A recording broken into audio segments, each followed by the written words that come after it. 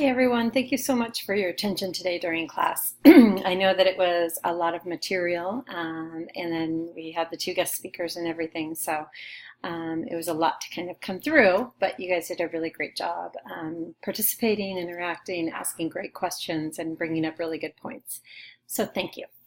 All right, let's go through. So two things that I've added are the pre-departure orientation presentation that Peter went through.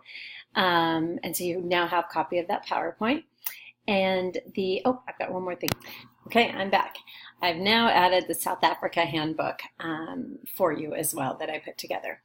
So please remember that for your presentations, your group presentations, number 1 group is doing MTSS, number 2 is UDL, number 3 is the direct instruction. And then here is some websites to help you figure out some good sheltered instruction pieces for working with English learners.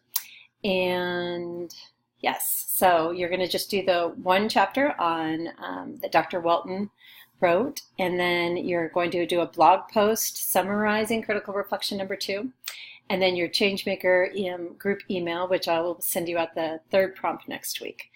And then please either meet with me about your flight information or make sure that you submit that so that we have that information.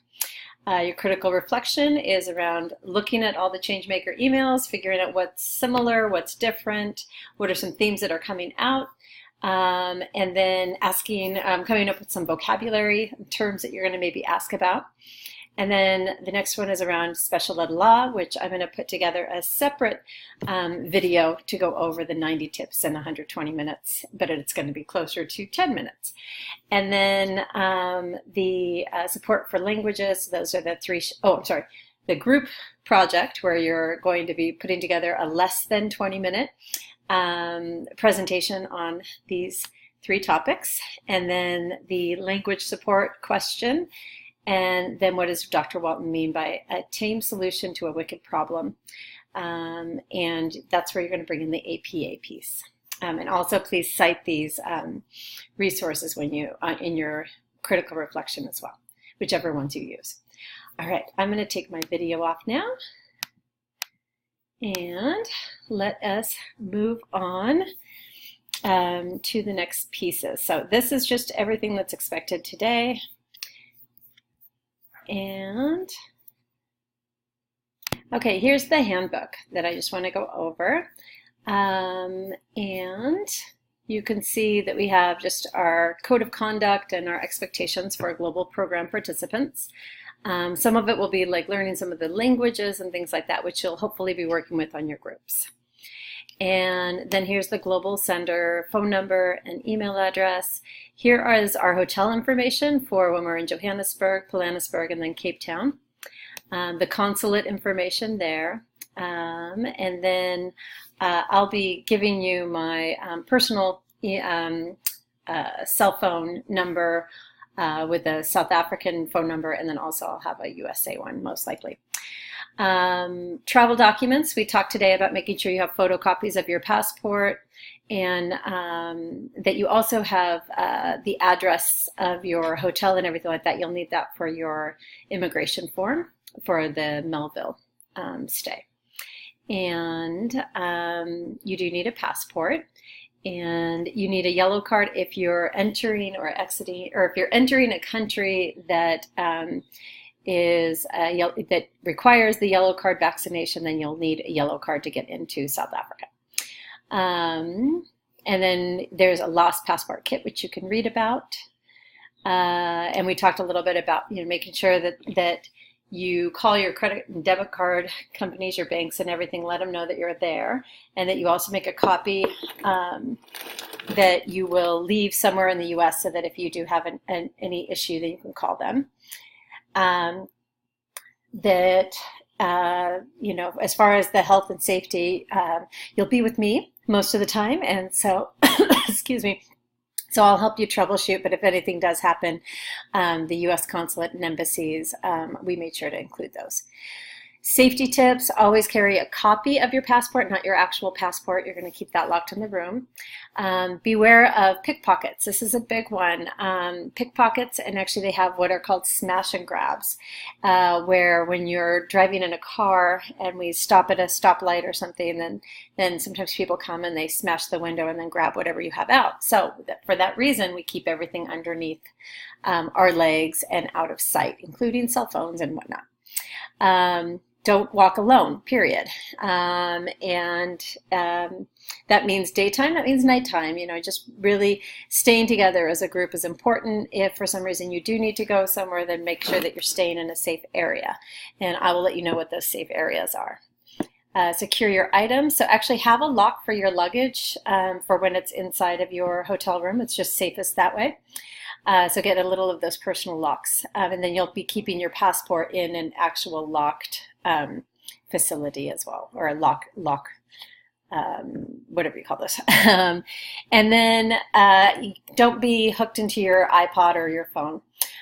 So I don't use my earbuds at all when I'm in South Africa, unless I'm in an airport. Through security in an airport, I wouldn't even use them in like the main area. So really just being aware of your surroundings at all time, who's around you, what they're looking at, what they're doing. And this is also a great time for you to be able to start interacting with other people. You don't go to any informal settlements without a guide. We'll be going to Soweto, but you'll be with me, and we'll also be with locals. And we don't go off by ourselves or anything like that. So don't display any cash or valuables. Drive with the doors locked and the windows closed. Have your copy of your passport once again. And then monitor your water levels in Cape Town. That one's a big one. Enroll in the STEP program. That was the program through the U.S. government that I mentioned you should enroll in. And it just tells you any sort of like alerts for the different areas. Here is the information for our insurance while we're on the trip. So you can see the plan number, organization number, etc. Check on the immunizations and vaccinations. Please have your typhoid. And as Peter mentioned, you can just go to the student center and they can help you with that. Also, if you have any prescriptions, make sure to not only have them in the bottle with your name on it, but also have a list of the prescriptions that you're prescribed from your doctor's office. And make sure to carry it in your carry-on luggage and have enough to last for the trip and a little more. So just in case anything happens. Packing, remember the 311. And then also we will only have a van in Johannesburg that fits 12 people. And that doesn't include all of the luggage. So I'm asking you to bring a carry-on size luggage and a backpack. No full-size luggage because we just don't have enough room within our minivan to get that plus all of us back and around and whatnot. So, and also don't bring anything expensive. Let's see. Don't overpack, so you can get little carry-on sizes. This is the recommended size for your European size carry-on, which is 21-14-9. And then that way you'll be able to bring it onto the smaller plane that we'll be taking from Lensarea to Cape Town. Make sure you have luggage tags. And then I also recommend in African countries to have a additional lock for your luggage. And comfortable walking shoes because we will be walking. Don't bring any expensive jewelry or expensive clothing because you will become a mark. You'll be noticeable and we don't need any of that. One of the things that I often do is I pack clothes that I'm not totally in love with and then I leave them there and then I fill up my bag with souvenirs and gifts. This is just bringing personal items and toiletries, although anything you don't have, they're much like the US and you can buy it there, so don't worry. And then always leave your clothing and toiletries with the hotel staff and fill your bag with gifts, which supports the economy.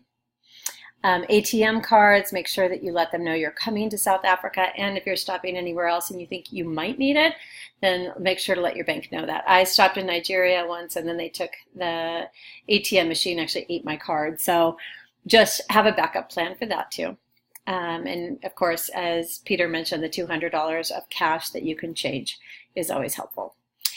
So here is what they have on a lot of the banks, and they are actually, this is a scam, so they put these things on top of the ATM machines, and then they're able to read your card and take all your identity information. So it's a skimming device.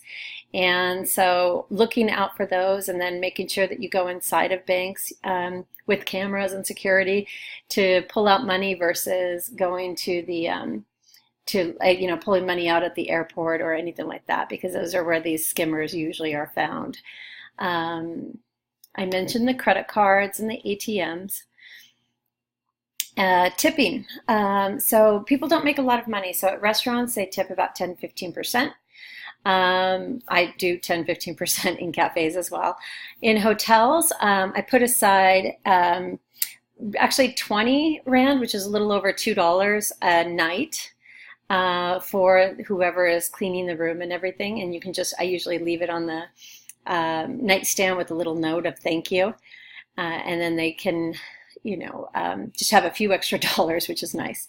And then in taxis, you don't tip. If we do take a taxi, it'll most likely be an Uber. So electricity in South Africa, you're going to need to get an adapter, but you're also going to want to think about how many volts your hair dryer is or anything like that, because I've seen a lot of people actually burn through hotels and burn out outlets because the voltage of their appliance was higher than what works in other countries. So check that as well. Remember that we're 9 or 10 hours time difference, so keeping that in mind. Cell phones, you can actually use, most of these different companies allow for, I think it's usually like $10 a day for using your phone there, but we are not going to be connected to our phone, so just be aware of that.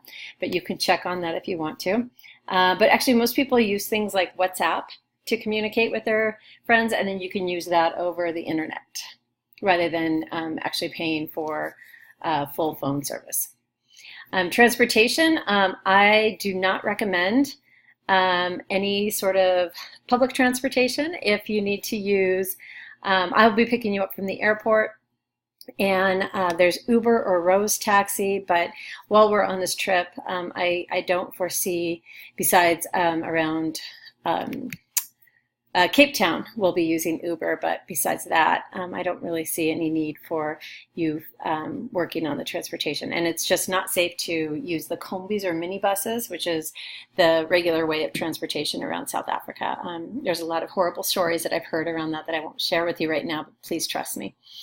Uber will at least, there'll be a connection to the driver, assuming that the driver is actually the driver. So there's even some safety tips around that.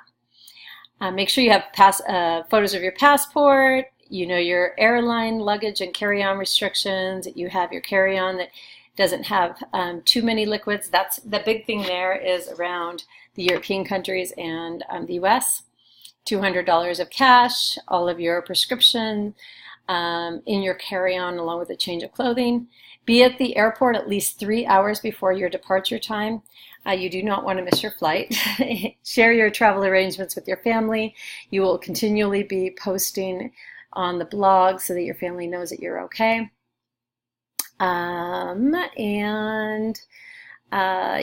Then we, I don't know your arrival time or your last departure, but your hotel is the one in Melville that's above. And you'll be filling out this traveler's card most likely when you arrive. And then here's just some little things about Cape Town and Johannesburg. So this is our itinerary. So you land, or this should be land in Johannesburg. You check in at the guest house. If you are able to get there by 1, then we will have a safety meeting and head over to the Apartheid Museum, where we'll be meeting with the educators from Limpopo. On Sunday, we'll be doing the Soweto bike tour and visiting the school. Okay, that freaked me out a little bit. I knew these dates were off, so I've now fixed it. But on Thursday, you'll be flying into Johannesburg and we'll go to the Apartheid Museum. On Friday, we'll do the Soweto bike tour, and then we'll be in Soweto and plan for the Changemakers event with all of the South African educators. On Saturday is the actual changemaking event at WITS. On Sunday, we're going to head out to, at 6 o'clock in the morning, by the way, we're going to head out to Johannesburg to do a safari that day. On Monday, we're going to visit the Labone School and do a tour there, and then we're going to go to the Lanseria airport and fly to Cape Town. And then Tuesday, Wednesday, Thursday is the conference, and Friday and Saturday, if you're staying that long, we'll be in Cape Town, and you can go diving with the sharks or Robben Island or Table Mountain or whatever it is. On Friday, we'll have the farewell dinner. And that will bring us through, and that's just for notes, and that will bring us through our trip. So also there are some things that I know what to do on Saturday in Cape Town, some cool little markets and whatnot. So anyway, I can take you there if you want to go with me. If not, then we will, by that time, I know that you'll be nice and safe and aware as you walk around the city. So that brings us through the handbook. I'm going to have another video for the 90 tips, and then that'll be down here. So anyway, if you have any questions, please reach out and let me know, and make sure that you schedule a meeting with me, a time to talk, if you're going to be getting there earlier, or if you have any questions. Thanks.